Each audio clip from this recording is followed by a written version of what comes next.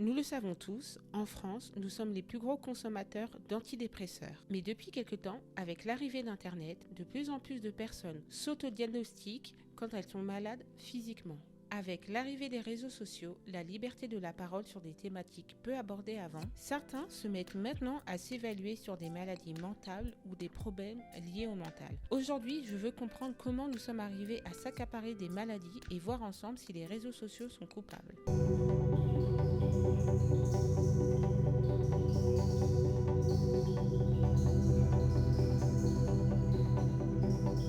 Emma ouvre YouTube pour se détendre et tombe sur lui, Jen Zimmerman, un adolescent de 22 ans qui vlogue son quotidien. Jusqu'ici, rien d'anormal, cet adolescent partage avec ses abonnés ses difficultés à vivre avec sa maladie, son syndrome de Gilles Tourette. Quelques semaines après, Emma, en plein cours, commence à dire des choses comme « tuez-les » ou encore « requin volant ». Elle fait des convulsions et finit à l'hôpital. Mais voilà, Emma n'est pas la seule. On compte 50 adolescents ayant les mêmes symptômes qu'elle. Leur seul point commun, c'est être abonné à Jen Zimmerman.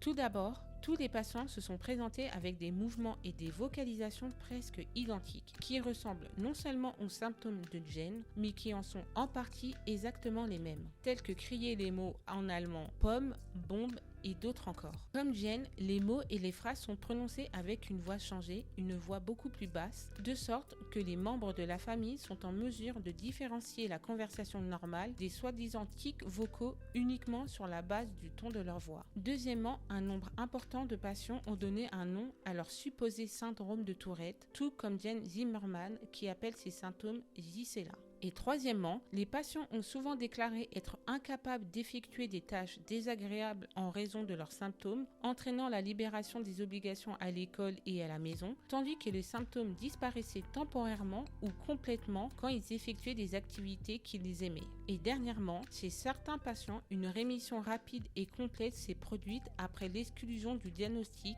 qu'ils n'étaient pas atteints de la syndrome de Tourette. Si vous vous posez la question, non, nous ne pouvons pas attraper le syndrome de Gilles de la Tourette en étant contaminé par une personne qui souffre de cela. Et à force de regarder son contenu, les patients se sont pris de mimétisme inconscient. Ils n'ont pas développé des syndromes, mais ont développé des symptômes. Si ce début fut marrant et anodin, malheureusement, ce type de problème est devenu monnaie courante sur TikTok. Le hashtag Tourette ou Tourette syndrome ou syndrome de la Tourette compte actuellement entre 4,6 et 6 milliards de vues. Parmi eux, des vrais comme des faux malades, comme cette jeune fille. Cette femme a fait croire qu'elle avait le syndrome de Gilles de la Tourette juste pour gagner des abonnés. Tic Rosie, c'est une femme de 27 ans qui a créé un compte TikTok pour parler de sa maladie, le syndrome de Gilles de la Tourette. Dans ses vidéos, on peut la voir frapper de tics qui l'empêchent de s'exprimer normalement. Les gens sont touchés par son histoire et son compte gagne de plus en plus d'abonnés pour arriver aux 500 000 abonnés. Dans la foulée, elle lance une marque de vêtements autour du syndrome de Gilles de la Tourette. Sauf que des soupçons commencent à se porter sur Tic Rosie sous de son vrai prénom Emeraude Rose. En effet, des internautes ont fouillé dans le passé d'Emeraude et ont trouvé des vidéos d'elle faisant des lives de plus d'une heure sans tic ni gêne pour s'exprimer. Le coup de grâce, c'est sa sœur qui explique dans un post Reddit qu'Emeraude aurait tout inventé simplement pour se faire de l'argent. Dans une vidéo, Tic Rosie se montrera un justificatif médical attestant de sa maladie qui s'avérera être un faux finalement. Une pétition a été lancée pour que Tic Rosie ferme son compte TikTok et sa boutique en ligne, ce qu'elle a fait et depuis 2 ans, elle n'a pas donné de signe de vie sur Internet. Si certains pourraient dire d'elle qu'elle est une arriviste et manipulatrice, on pourrait lui prêter le syndrome de Munchausen. Pour vous parler de ce syndrome, parlons de Lacey Spears. Garnet Spears a 3 ans et il passe une grande partie de sa courte vie dans les hôpitaux. Sa mère, Lacey, voit plusieurs médecins dans plusieurs hôpitaux différents à force de voir les symptômes de son fils s'aggraver. Elle ne comprend pas comment son fils est tombé malade et malheureusement celui-ci décède à l'âge de 5 ans. Suite à sa mort, sa mère fut inculpée pour meurtre au second degré. Vous vous demandez sûrement le rapport avec sa mère, c'est tout simplement que les médecins ont décelé que son fils avait été empoisonné. Suite à l'enquête, la mère avait empoisonné son enfant pour s'attirer la sympathie des autres, médecins, familles, amis et surtout abonnés. Elle souffre donc du syndrome de Munchausen. Ce terme est apparu en 1951 grâce au médecin Richard Alan Asher pour désigner un patient qui feigne une maladie ou qui se rend eux-mêmes malades sans raison apparente. Bien sûr, ça n'a aucun rapport avec une autre maladie, la sinistrose, où les personnes font semblant d'être malades pour qu'on leur prescrive des médicaments ou pour s'attirer un verdict favorable dans un procès.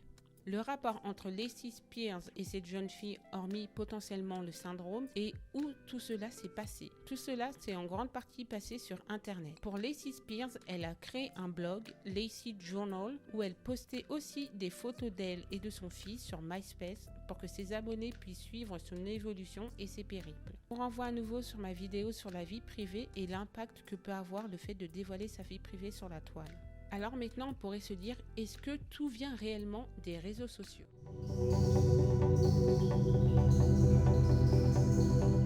Anxiété, love bombing, bipolaire, dépressif, TCA, pervers narcissique, relations toxiques, dépendance affective, et j'en passe. Tous ces mots, vous les avez sûrement entendus plusieurs fois lors de ces dernières années sur différentes plateformes. Pourquoi aujourd'hui les maladies mentales / problèmes mentaux ont envahi la toile ? Tout simplement depuis le mouvement MeToo qui a commencé grâce et à cause de l'affaire Weinstein en octobre 2017, le problème sur les sujets tabous vient à se normaliser en Europe. Le MSMI, ou plutôt en français, maladie induite par les réseaux sociaux, est le nom donné à une pathologie d'origine sociale qui se propage par les réseaux sociaux.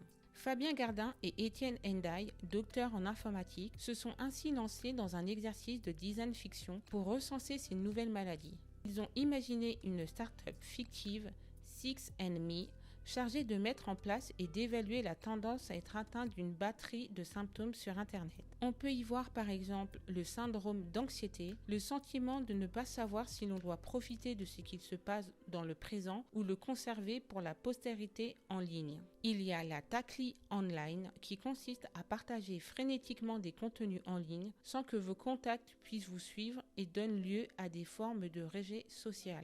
Il y a aussi la schizophrénie de profil, qui naît des contradictions des informations que l'on partage en ligne depuis plusieurs comptes et profils qu'on gère. Simplement, c'est le fait que sur chaque réseau social, vous ayez une vie différente. Ce n'est pas fini, il y a aussi la monophobie online, qui est la peur morbide de la solitude sur les réseaux sociaux, du fait du faible volume de réponses à vos publications, qui pourrait conduire jusqu'à l'atasagoraphobie, la peur d'être ignoré sur les réseaux sociaux. Ce n'est pas fini, il y a aussi le syndrome de l'assombrissement, un trouble du jugement lié au fait de s'être trop renseigné sur quelqu'un en ligne et conduisant à des situations sociales inconfortables. Comme exemple, vous vous êtes renseigné sur une personne en ligne et quand vous la voyez, vous connaissez déjà les réponses aux propres questions que vous lui posez, donc vous êtes dans une situation inconfortable. Et je vous donne encore deux autres syndromes, la claustrophobie du stockage, une forme de peur panique qui nous saisit lorsque la bande passante est insuffisante et qu'on a atteint des limites de stockage. You're gonna die anyway. You understand that, right? Die with a good Snapchat going through. Et le dernier pour finir, le 6 degrés de jalousie, un besoin de recevoir plus d'attention de quelqu'un, lié notamment à une pression sociale ou à une peur de ne pas appartenir à une communauté qui peut conduire à la monophobie vue plus tôt. Ce qui en résulte que pour certaines personnes, ces maladies qui ont été créées à cause des réseaux sociaux ont développé chez eux des problèmes psychiatriques et d'autres sont allés jusqu'à la mutilation. On connaît aussi d'autres formes de syndromes qui ont été amenées avec Internet comme la dysmorphie ou la dysmorphie Snapchat ou encore le Zoom dysmorphie dont j'ai parlé dans cette vidéo qui sont aussi apparues avec les réseaux sociaux ou du moins qui les ont amplifiés. En plus de patients leur demandent de ressembler à leur selfie retouché. Just last week I had a patient come in and ask me for more of an anime eye and she couldn't figure out why it's not possible. An anime eye, did you say? Andréane, une tiktokeuse youtubeuse atteinte de Gilles de Tourette, s'est mise à prendre une pause sur les réseaux quand les internautes ont commencé à développer les mêmes symptômes qu'elle à force de la suivre. De plus, elle-même admet que sa maladie s'est renforcée à force d'être sur les réseaux sociaux et dès le moment où elle a coupé sa chaîne YouTube, ses tics ont diminué. Alors, est-ce que Internet crée réellement des maladies? Comme vous le savez sûrement, pas vraiment. Par exemple, en septembre 1998, 800 enfants en Jordanie qui croyaient avoir souffert des effets secondaires du vaccin antitétanique diphtérie administré à l'école. 122 des enfants ont été admis à l'hôpital. Pour la grande majorité, les symptômes ne résultaient pas du vaccin, mais d'une pathologie psychogène. On voit déjà qu'au quotidien, nous pouvons nous transmettre des maladies par la peur d'être malade. Pour certains, ça va beaucoup plus loin et ils deviennent hypochondriaques, mais au quotidien, voir une personne maintenant aujourd'hui tousser ou à l'époque de la pandémie tousser pouvait nous faire croire que nous avions les symptômes et un simple toux provoquait chez nous une peur d'avoir cette maladie. Vous l'avez sûrement vu, beaucoup se sont autodiagnostiqués et beaucoup ont dit qu'ils avaient le Covid sans pour autant faire aucun dépistage ou examen. L'anthropologue René Girard montre que le mimétisme a du bon dans notre quotidien. Il dit que l'imitation joue un rôle fondamental dans le développement du bébé et que la neurophysiologie a identifié des neurones qualifiés de neurones miroirs qui s'activent lorsqu'on observe un geste chez autrui. On voit donc que le mimétisme a des bases solides. Chacun d'entre nous a au fond de lui un imitateur qui sommeille. Ce mimétisme peut même nous emmener à nous conformer à des modèles de comportement dont les bases sont avant tout imaginaires et culturelles. YouTube ou plus largement les réseaux sociaux amplifient les effets de certaines maladies connues et cela vient du fait qu'elles touchent un public beaucoup plus large par sa propagation sur Internet. Mais aussi des témoignages donnés dans les vidéos, nous pouvons trouver des similitudes à nos problèmes ou penser avoir le même problème. Par exemple, quelqu'un qui regarderait énormément Marine LB ou Lena Situation pourrait développer de l'anxiété à force de les entendre parler de cela. Il y a aussi un facteur à prendre en compte dans le cas de YouTube ou dans d'autres plateformes où nous suivons nos stars préférées, c'est le lien parasocial. L'attachement que les abonnés peuvent avoir avec leurs stars ou leurs idoles peuvent les emmener à prendre un jugement relatif à une maladie similaire à leur star pour avoir un point commun. Jean-Paul Mialet dit dans le cas des réseaux sociaux: on peut également se demander si l'information par l'image n'alimente pas un imaginaire mal limité et peu propice à l'expérimentation qui la rend plus dangereuse que la rencontre réelle, celle dont on fait l'expérience. Y aurait-il eu tant de tocs si le public avait eu un contact réel avec un patient atteint de la maladie de la Tourette? Je pense que les gens ont désormais une facilité à se diagnostiquer, pas seulement à cause des réseaux sociaux, mais depuis l'avènement d'Internet, grâce à des sites comme Doctissimo et d'autres. Mais pour les maladies mentales, certains médecins analystes pensent que le climat culturel joue également un rôle. L'exemple de la pandémie qui a créé beaucoup de stress perçu chez les adolescents. Or que d'autres émettent l'hypothèse que c'est une réaction de stress liée à la culture de notre société post-moderne. Nous sommes dans une ère qui met beaucoup l'accent sur le caractère unique des individus et valorisant leurs prétendues exceptions, promouvant ainsi les comportements de recherche d'attention et aggravant la crise identitaire. Par exemple, avec des mois dédiés comme le mois de mai pour la santé mentale ou le mois de juin qui est le mois de la fierté pour la communauté LGBT. Pensez-vous que les réseaux sociaux créent des maladies? Dites-moi tout en commentaire. En attendant, je vous laisse avec ces deux vidéos où je voudrais aussi votre avis. Et je vous dis, soyez réconciliés, connectés et talentueux.